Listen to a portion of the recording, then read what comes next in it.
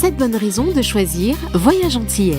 Voyage Antillais est une agence antillaise depuis plus de 50 ans. Voyage Antillais vous réserve un accueil chaleureux, une qualité de service, un accompagnement soigné, toujours avec le sourire. Voyage Antillais vous propose les meilleurs prix. Avec Voyage Antillais, vous bénéficiez de facilités de paiement. Votre deuxième bagage est offert. Voyage Antillais, c'est 2 agences en Île-de-France qui relient les Antilles à Paris. Attention, offre exceptionnelle de billets à partir de 564 € vers les Antilles jusqu'au 12 mai à la Foire de Paris sur le stand Voyage Antillais, Hall des Tropiques. Guadeloupe, actualité. On débute avec un retour sur la mobilisation du 1er mai, puisque contrairement au national où des manifestants ont été matraqués par des forces de l'ordre, eh bien les syndicats de Guadeloupe ont pu défiler sereinement dans les rues des Abîmes. Une occasion de réitérer le rappel à la lutte dans tous les secteurs d'activité où les droits des travailleurs ne sont pas respectés. Et c'était sans compter la volonté de boycott du SMGEAG qui n'assure pas la distribution d'eau en quantité et en qualité sur l'archipel. Regardez. Respectez, travaillez, respectez, travaillez, respectez, travaillez. Là, c'est lutte à travailler, c'est combat travailler, gagner, donc, qui fait que nous tout ensemble, là. Et ça qui est symbolique encore une fois, nous avons capacité de regrouper l'ensemble des organisations syndicales en pays Guadeloupe pour avoir quantité de monde qui est derrière là, de façon à faire comprendre à l'adversaire que c'est l'État français directement que nous paraît. Et qu'on nous a dit, il n'y a pas que 1er mai, nous croyons où les gens là, mais nous avons le combat à mener derrière.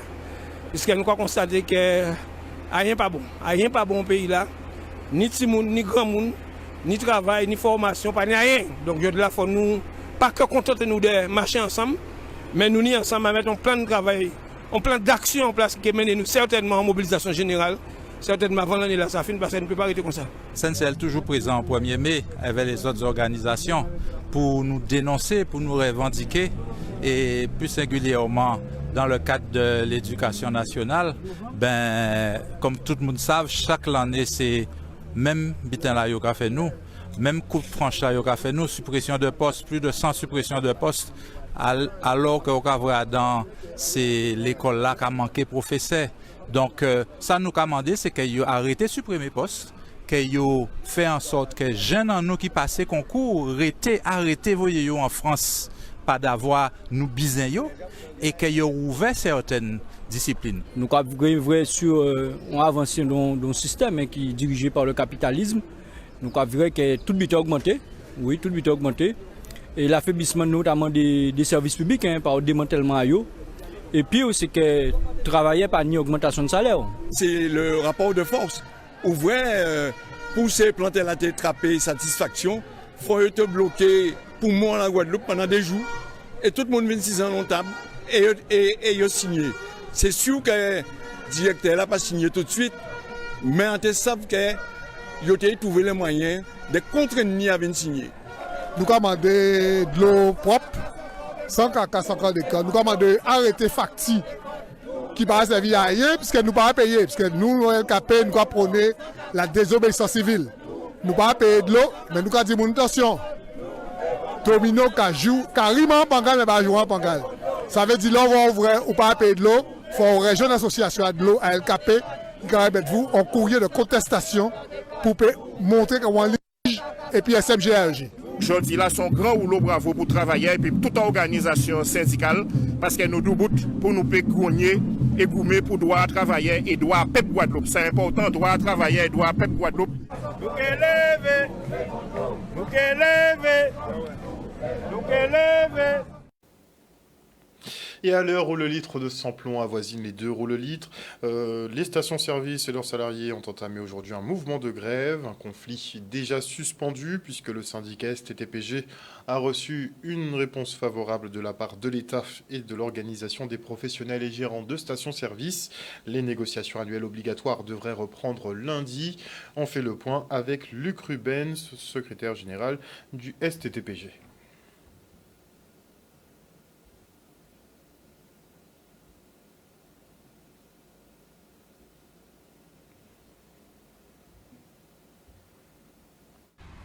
Monsieur le secrétaire général, suite à une réponse positive du préfet de région Guadeloupe concernant notre demande de revalorisation de marge, de détail, nous acceptons d'engager des NAO avec le STPPG il conviendra d'élaborer ensemble un calendrier de réunion dans l'attente de votre réponse. Veuillez agréer, Monsieur le Secrétaire Général.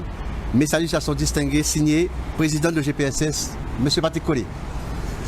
Donc ça veut dire qu'il ça veut dire qu'il prend au sérieux effectivement mouvement là que nous menons là, puisque nous déjà prévu demain matin, demain à notre niveau. Et je là, ça va obliger nous d'arrêter le mouvement là, puisque bien nous c'était ça, d'y en réponse pour pouvoir ouvrir les négociations sérieusement et sans faillite. Donc, les stations sont ouvertes demain matin, tout le personnel qui a gagné postaio, et nous sommes censés nous lundi matin, de manière à ce que nous élaborer calendrier pour effectivement commencer les discussions de négociation. Je pense que les démonstrations que nous présentons aujourd'hui là ne peut pas permettre nous de retourner encore dans telle situation que moi, en tant que représentant des salariés en secteur là, nous payons pour rien, bien évidemment. Donc, être conscient que la situation là prend une dimension. Le président du GPSS est conscient que la situation là prend une dimension. Et il y a tous les moyens en journée là de réunir les conditions pour porter réponse à les gérants et que les gérants portent réponse pour nous. Donc, nous pouvons rentrer sérieusement dans une discussion de plateforme, de mise en place de calendrier, de manière à ce que nous ouvrons sérieusement les négociations. On ne peut pas penser à ni doute à ça, on ne peut pas penser qu'il y a fait nous faux bon. Et de toute façon, il y a responsable bien évidemment qui est occasionné si effectivement il n'y a pas respecté l'engagement. Un reportage de Michel Depape. Et les élus départementaux ont voté aujourd'hui à l'unanimité le compte administratif de la collectivité. 100 millions d'euros pourront être mobilisés notamment pour la mise en place du plan de cohésion de la jeunesse. On écoute le président Guy Losbar au micro de Charlie Dagonia. Nous avons voté notre compte administratif aujourd'hui, un résultat de 79 millions, mais avec les restes à réaliser, pratiquement 100 millions qui pourront être consacrés au budget supplémentaire. D'où cette capacité de mettre en place ce plan de cohésion de la jeunesse.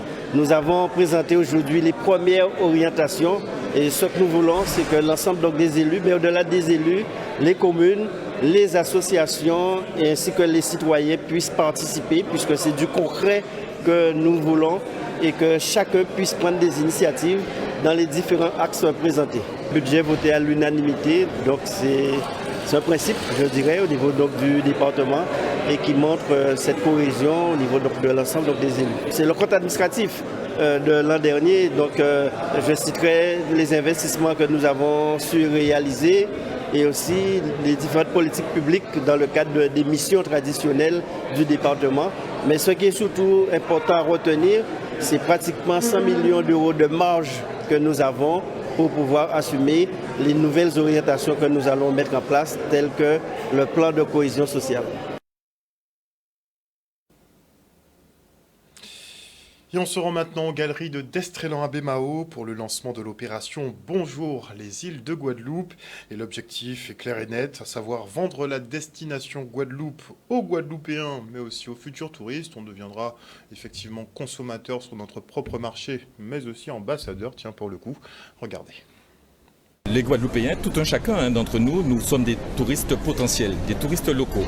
Et si nous sommes capables de recevoir les touristes internationaux, nationaux qui viennent profiter des activités des îles de Guadeloupe, pourquoi les Guadeloupéens et Guadeloupéennes ne devraient pas profiter aussi des plaisirs, des bons côtés de la Guadeloupe, des activités. Il s'agissait de faire profiter aux Guadeloupéens de tarifs attractifs, pas les mêmes tarifs que le touriste classique bénéficie. D'où ce projet Bonjour les îles de Guadeloupe avec des offres exclusives, avec des remises pouvant aller jusqu'à 50%. Le tourisme local représente 400 000 personnes, donc c'est aussi un marché captif. Et je pense qu'il faut proposer des offres adaptées à cette clientèle. Le tourisme local est important parce qu'on est vraiment sur un projet qui est de valoriser le café cacao vanille, donc de valoriser le patrimoine de la Guadeloupe.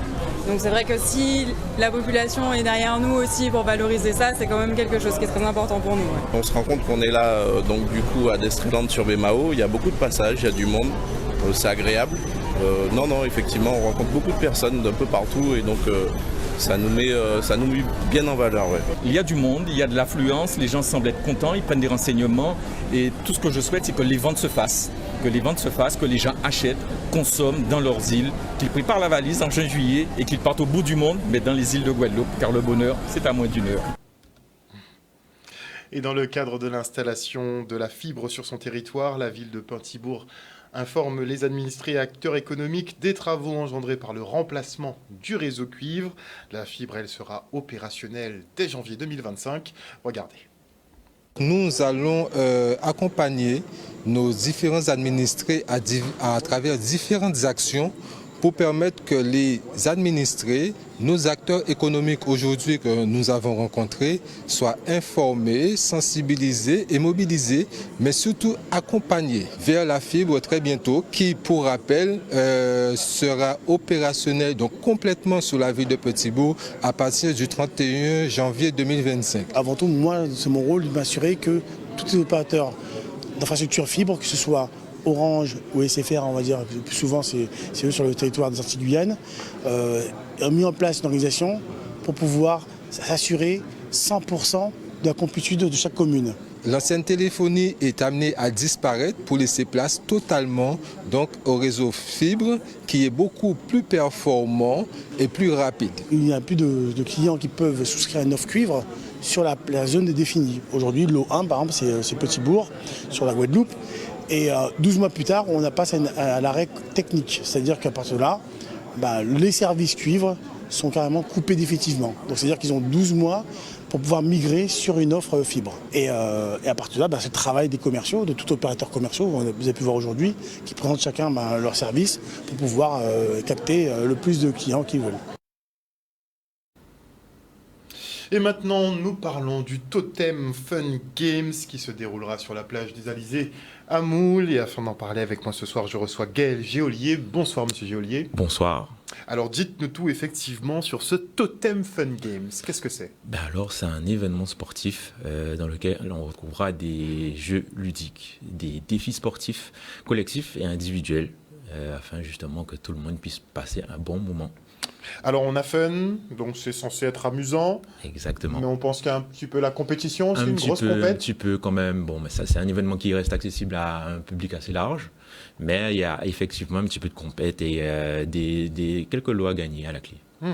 Alors inscription par équipe de 5. Exactement. Quelles seront les activités ?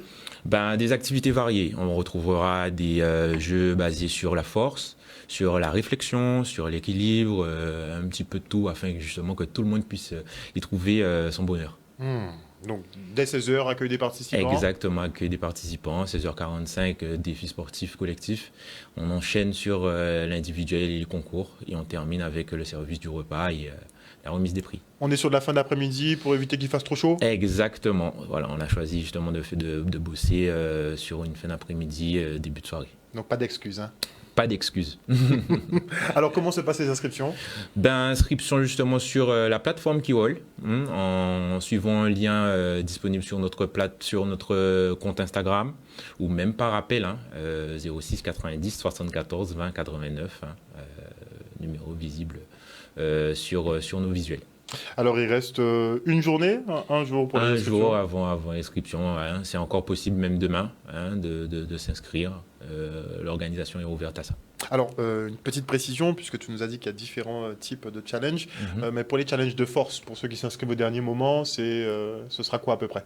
Ce sera beaucoup de tir à la corde, d'opposition, de rivalité, avec du tirage de pneus, de très gros pneus, un peu moins gros. Après, on est en équipe, on est censé pouvoir lever tout ça. Non, mais il faut se préparer avant. Mais il faut se préparer avant, un petit peu quand même, effectivement. On reprend la date, l'heure et le lieu du rendez-vous. Donc, c'est le 4 mai, samedi, donc après-demain. Rendez-vous 16h. Merci beaucoup Gaël Géolier, je le rappelle, organisateur donc du Totem Fun Games qui se déroulera sur la plage des Alizés à Moule. Donc les inscriptions sont toujours ouvertes, c'est jusqu'à demain. Voilà, jusqu'à demain, 21h. Par équipe de 5. Par équipe de 5. Obligatoirement. Voilà, exactement. Et les places sont disponibles donc sur Kiwol. Exactement, rendez-vous au complexe sportif de la plage des Alizés au Moule. Merci beaucoup, Monsieur Joly. Et on enchaîne maintenant avec la conférence de presse du tournoi de basket Guy Margois.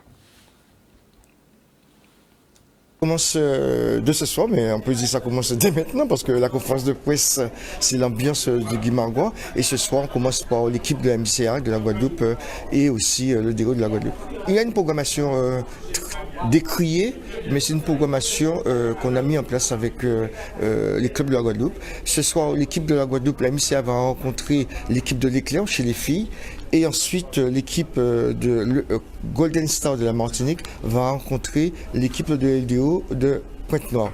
Et demain, l'équipe de l'Éclair va rencontrer l'équipe de Sinamari chez les filles et l'équipe du Cosma basketball va rencontrer l'équipe de Golden Star de la Martinique. Et le samedi, l'apothéose pour le basket antillo-guyanais. Les filles de la MCA vont rencontrer l'équipe de Sinamari et le DERO va rencontrer le Cosmos qui avait battu le DERO lors de la finale de la Coupe de France de Nancy. C'est notre première. On sait très bien qu'il y a des équipes qui connaissent très bien le Guy Margois. Il y a en l'occurrence le DERO. Donc on vient défendre les couleurs de la Guyane. La Guyane, on sait qu'en féminin, c'est une grosse équipe de Sinamari. Et ça ne ferait pas bien que dans l'avion, il n'y ait que Sinamari qui rit. Donc on est venu aussi montrer que le basket se joue bien à l'ouest. Et ça fait 2 ans qu'on est présent. L'année dernière, on a pu gagner la Coupe de France ici en Guadeloupe devant la grosse équipe de l'EDO. Pourquoi pas renouveler? Donc on est venu pour ça. On ne se cache pas, c'est vrai que on est passé pas loin l'année dernière et donc les filles sont motivées pour bien sûr aller chercher ce titre anti-Guyane. Donc on s'est préparé en ce sens, c'était l'objectif de début de saison. Donc on y est. Donc elles vont tout faire pour pouvoir repartir avec ce titre. En une phrase, venez soutenir le Guy Margois, mais surtout venez soutenir la MCA et le DEO. Soyez chauvins. Un reportage signé Maxime Morel. Et on se rend maintenant à la base nautique de Sainte-Rose où la Coupe du Maire a le vent en poupe. La compétition de voile traditionnelle attire de plus en plus de participants, mais aussi de spectateurs. Et on note aussi la présence d'un village animé autour des Jeux Olympiques. Regardez. Nous sommes sur ce magnifique plan d'eau du bord de mer de Sainte-Rose où nous accueillons aujourd'hui cette belle Coupe du Maire, donc une course de canot à voile. Et donc aujourd'hui, autour de ça, nous avons mis en place un village d'animation où nous pouvons échanger et discuter avec la population. Cette année, nous avons inscrit, depuis 4 ans d'ailleurs, nous avons inscrit cette manifestation dans le cadre de l'appel à projet autour des Jeux Olympiques, Impact 24. Et nous développons avec ou autour de la voile traditionnelle un projet autour de l'économie bleue. Plus en détail, pour cette fois-ci, en fait, nous proposons en fait de découvrir certains mets de notre culture, certaines plantations, pour que le public en fait puisse s'accoutumer et connaître certaines choses ayant attrait à notre pays. Nous sommes là aujourd'hui pour faire une collecte de dons afin que nos élèves, une classe, partent aux Jeux paralympiques, donc du 1er au 8 septembre. Nous faisons un maximum d'actions afin de récolter des dons pour réduire au maximum la quote-part des parents. Vous savez, il y a le Tour des Yoles en Martinique qui est un événement extraordinaire, peut-être le plus populaire de la Martinique. Il n'y a aucune raison que nous ne puissions pas, avec le cyclisme, avec le football, faire en sorte que la voile soit tout aussi populaire dans ce pays-là. Donc nous cultivons cet esprit-là, puisqu'aujourd'hui à Sainte-Rose, l'esprit que nous voulons développer, c'est un esprit de convivialité, d'organisation et puis surtout de distribution de nos richesses pour la population. On arrive à prendre un très bon départ, je pense un des meilleurs départs de la flotte, ce qui nous permet d'être rapidement devant et puis après de matcher dans le bon wagon. On a une bonne maîtrise, je trouve, de la flotte sur le début de la manche. Franchement, celle-là, on la gagne parce que les gars à bord, ils se sont vraiment fait mal. Il y avait beaucoup de vent, c'est un gros travail physique, quoi. La machine, elle est réglée, elle marche. Maintenant, il fallait nous l'exploiter physiquement et c'est ce que les gars ont su faire à bord. Outremernews.fr, le site de l'actualité Outre-mer, 24 heures sur 24 et 7 jours sur 7. Retrouvez la chaîne Outremer News sur YouTube.